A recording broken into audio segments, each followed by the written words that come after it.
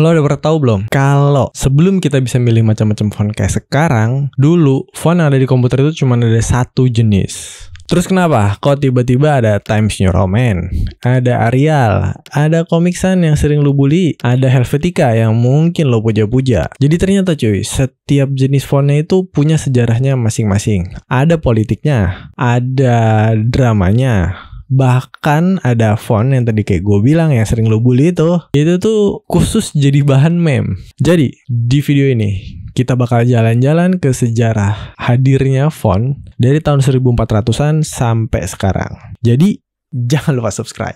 Jadi sebelum kita bahas soal komputer dan digital-digitalan, kita balik dulu cuy ke zaman dimana mesin cetak itu belum ada.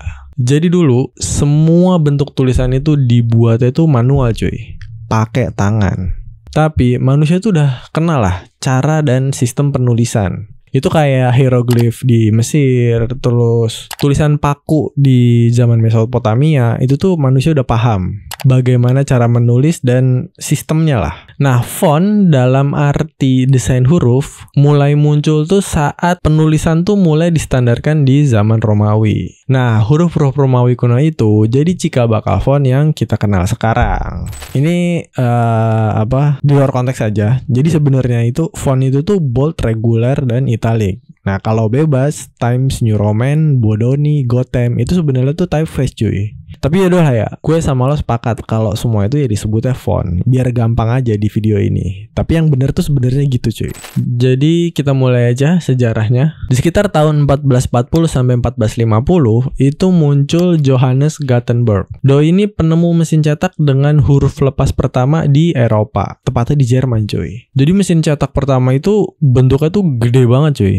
Nah terus cara kerjanya itu kayak stempel. Jadi kalau lo mau bikin cetakan di lembar A4, lo tuh harus bikin stempel ukurannya A4 dengan huruf yang udah tersusun rapi di stempel itu cuy. Itu buat satu halaman. Kalau lo bikinnya 50 halaman ya lo harus bikin 50 biji cuy, 50 biji stempel gitu. Yang ukurannya itu sama semua, ukuran A4 gitu cuy. Books were expensive and rare during the Middle Ages. Each copy of a book typically had to be written by hand, copied page by page. In Gutenberg's printing press, movable type was arranged over a flat wooden plate called the lower platen. Ink was applied to the type, and a sheet of paper was laid on top. An upper platen was brought down to meet the lower platen. The two plates pressed the paper and type together, creating sharp images on the paper. This kind of wooden printing press could print about 250 sheets per hour. Nah dari sini tuh juga muncul pekerjaan namanya desainer huruf cuy. Jadi yang bikin plat-plat buat bikin cetakan yang dipasang di mesin cetak itu. Nah dulu yang punya mesin cetak kayak gini tuh biasanya pabrik cuy, atau percetakan. Kalau kayak di rumah orang-orang kayak kita ini tuh nggak ada. Soalnya tuh mesinnya tuh bentuknya gede banget. Nah font yang dipakai di mesin ini itu tuh dulu cuma ada satu tipe. Bentuknya tuh tajam, rapet, terus tebel. Kenapa bentuknya kayak gitu? Jadi dulu cuy, yang banyak nulis itu biasanya itu biarawan cuy. Yang nulis di buku itu kebanyakan tuh biarawan. Yang tulisannya itu dikonsumsi secara publik. Nah biar orang-orang nggak kaget dan lebih familiar, nah dibikinlah bentuknya itu kayak gitu sama Gutenberg. Nah ini kita sepakatin dulu cuy. Kalau Gutenberg ini tuh fokusnya sebenarnya adalah bikin mesin cetaknya, bukan desain hurufnya. Karena kalau desain huruf yang tadi tuh yang black letter sama tekstura itu kayak paketan lah, yang udah sepaket sama si mesinnya. Nah kalau lu tanya, siapa sih orang pertama yang nyiptain font, yang bikin desainnya tuh secara sengaja gitu? Konteksnya tuh memang buat didesain itu entah untuk kecantikan, untuk estetik lah. Siapa sih yang bikin? Jadi nggak lain dan nggak bukan, namanya Nicholas Jenson. Bacanya Nicholas Jenson. Ya itulah. Nah Doi ini memang seorang perancang huruf asal Prancis yang bekerja di Italia, tepatnya di Venesia tahun 1470-an. Nah ini setelah mesin cetak ditemukan. Kayak tadi gue bilang, dia mulai muncul nih pekerjaan namanya desainer huruf. Nah saat itu tuh Doi bikin font Roman type. Bentuknya tuh lebih simple, lebih gampang dibaca dibanding tekstura. Nah dari font inilah akhirnya tuh banyak menginspirasi desain font modern sampai sekarang ini. Nah makanya Doi ini dipanggil sebagai bapak desain huruf modern cuy. Nah lanjut ke tahun 1501, namanya Aldus Manutius. Doi ini seorang cendekiawan, guru, terus pendiri juga perusahaan penerbitan Aldin Press. Nah, Doi ini nih penemu dan yang bikin huruf miring cuy, atau yang sering kita sebut italik. Nah, ini sama kayak Gutenberg yang terinspirasi sama biarawan. Kalau Doi ini terinspirasinya sama cendikiawan-cendikiawan saat di zamannya itu.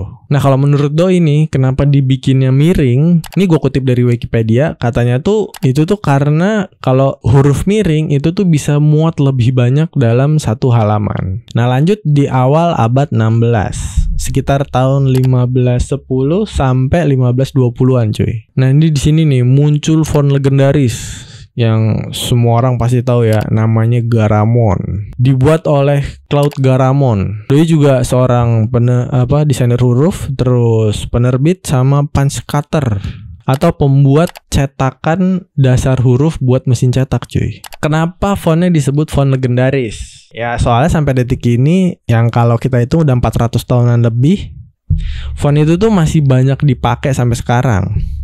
Terutama untuk desain buku. Ya kalau lu sering baca buku pasti lu ngeh lah kalau font ini Garamond nih itu sering banget dipakai cuy. Gaya hurufnya itu yang Roman dan agak-agak Greek gitu. Ini tuh mempengaruhi banyak desainer huruf sampai ratusan tahun. Banyak yang ngikutin lah intinya. Nah, lanjut di abad ke-18 tahun 1750 cuy. Itu muncul namanya John Baskerville. Ini pasti lu gak asing nih sama namanya. Nah, dia ini bikin huruf dengan kontras tebal dan tipis yang lebih tajam. Jadi lebih kelihatan elegan gitu.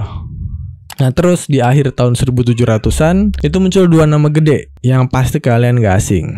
Yang pertama Bodoni dari Italia sama Didot dari Prancis. Mereka ini perintis atau yang bikin lah, pioner ya, yang bikin gaya modern serif yang super fancy, yang sering lo lihat sekarang lah di brand-brand mahal tuh, mereka nih pelopor gaya tulisannya. Nah, kita masuk ke sans serif cuy. Ada William Caslon IV, keturunan keempat dari keluarga Caslon. Nah, dulu nih bapaknya William Caslon I itu tuh terkenal sama font Caslonnya yang dipakai di Declaration of Independence-nya Amerika tahun 1776. Nah, si Caslon IV ini di tahun 1816 bikin font sans serif pertama di dunia. Dulu tuh disebutnya Two Line English Egyptian. Tapi isinya tuh cuman huruf kapital doang. Nah, saat itu tuh banyak menuai kritik karena dibilang terlalu simple, terlalu kosong, terlalu polos lah. Font ini tuh kayak bapaknya lah yang ngebuka jalan nih buat anak-anaknya anjay. Font ini tuh yang ngebuka jalan nih buat font sans serif modern itu yang ada sampai sekarang ini cuy. Nah, lanjut nih di awal abad 20. Nah, ini seru nih. Jadi awal revolusi desain minimalis. Ini gue singkat aja kali ya. Ini kalau gue jabarin ini bisa jadi satu video lagi. Apa gue bikin aja? Coba komen di bawah. Jadi singkat aja cuy. Tahun 1919 itu ada sekolah seni desain dan arsitektur namanya Bauhaus. Itu berdiri di Jerman di Weimar. Nah, Bauhaus ini tuh punya filosofi yang terkenal. Filosofinya itu bentuk harus mengikuti fungsi. Simplicity is beauty. Semua itu harus bersih, minimal, dan efisien. Nah, dan ini tuh meledak banget saat itu. Menginspirasi banyak desainer, termasuk desainer huruf. Nah, salah satunya Paul Renner, pembuat font Futura, yang resmi dikenalin tahun 1927. Font ini tuh dulu famous gila cuy. Jadi font sans serif geometrik pertama yang sukses secara global. Dipakai tuh hampir di mana aja saat itu. Sampai NASA itu tuh pakai font Futura di banyak material komunikasinya mereka. Nah, termasuk plakat yang dibawa sama NASA ke bulan yang ditinggal di sana tahun 1969. Nah, itu plakatnya, isi tulisannya itu tuh pakai font Futura cuy. Jadi bisa dibilang font yang sampai bulan pertama ya font Futura. Ini gokil sih. Nah, lanjut dikit, di tahun 1957 lahir Helvetica di Swiss. Font ini tuh juga populer banget lah. Dipakai di American Airlines, BMW, sampai signage Subway di New York pakai font ini cuy. Nah, kita lanjut nih ke tahun 1984. Ini seru banget karena di sini Apple ngeluarin Macintosh atau yang kita sebut Mac sekarang. Komputer pribadi yang punya graphical user interface pertama di dunia lengkap sama font digital bawaannya. Jadi nih dulu komputer yang awalnya cuman bisa munculin font monoscape kayak mesin tik. Nah, di Macintosh ini hurufnya bisa beda ukuran cuy. Bisa beda gaya, bisa italic, bisa bold. Kayak zaman sekarang lah. Tapi cuy, saat itu tuh mind blowing banget. Itu tuh yang pertama tuh Apple cuy. Nah saat itu mulai deh tuh pengembangan font itu ke bentuk digital kayak sekarang. Bentuknya mulai macem-macem, mulai banyak diproduksi secara massal. Nah mulainya saat itu cuy. Nah dan di saat inilah dimana era yang disebut era desktop publishing itu dimulai. Nah di saat inilah tuh jadinya kayak font itu mulai gampang dipakai sama siapa aja, nggak cuman di percetakan. Emang deh ya, kalau Apple yang mulai tuh zamannya Steve Jobs, emang ada aja gebrakannya yang ngerubah seisi dunia cuy. Nah dari banyaknya sejarah yang tadi gue ceritain cuy, ada satu font yang sejarahnya kocak. Nah ya lo pasti pada tau lah, apalagi desainer nih. Ya, dan nggak lain dan nggak bukan, Comic Sans. Jadi font ini tuh didesain oleh desainernya Microsoft, namanya Vincent Conner.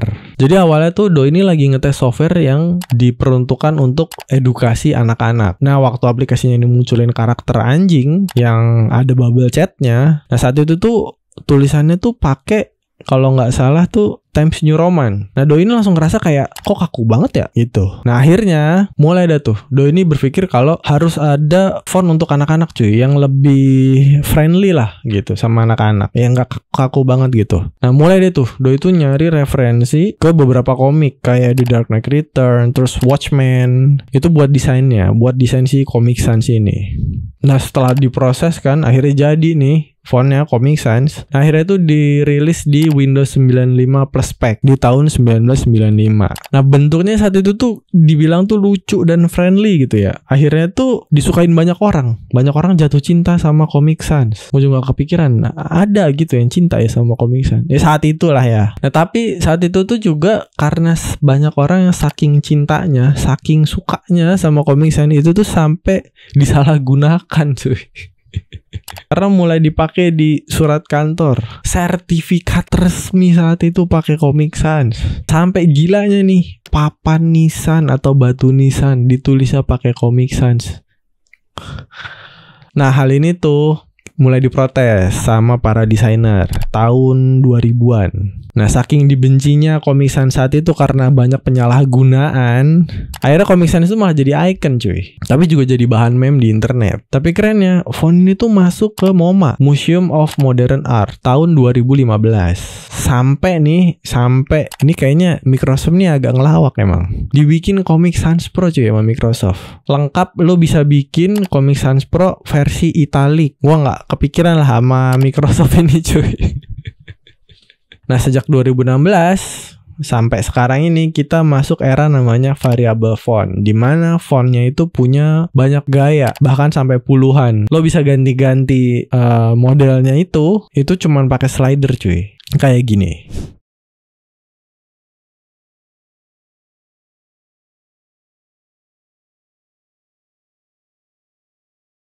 Nah ini tuh jadi fleksibel banget cuy, buat web atau aplikasi. Jadi ini tuh kayak masa depan tipografi yang super fleksibel. Jadi kalau dulu lu harus download kayak font boldnya sendiri, italicnya sendiri. Nah kalau sekarang tuh dijadiin satu, nah nama jenisnya itu variable font. Jadi dari satu file aja itu nyimpen banyak gaya font. Bahkan bisa sampai puluhan atau mungkin ada yang ratusan. Gue belum nemu sih yang sampai ratusan, puluhan ada sih. Jadi lu tuh ngerubahnya itu pakai slider cuy. Nah jadi itu aja sih perjalanan font dari black letter tahun 1450 sampai variable font era sekarang. Nah buat yang mau nambahin atau koreksi, gua tunggu di kolom komentar. Nah menurut lo font mana nih yang paling keren atau absurd? Coba drop di komentar. Kalau bisa sama link downloadnya. Kali aja gue bisa coba. Jadi gitu aja videonya. Jangan lupa like, subscribe, dan share ke teman lo yang suka desain. Nah segitu aja dari gue. Thanks buat yang udah nonton. See you in the next video.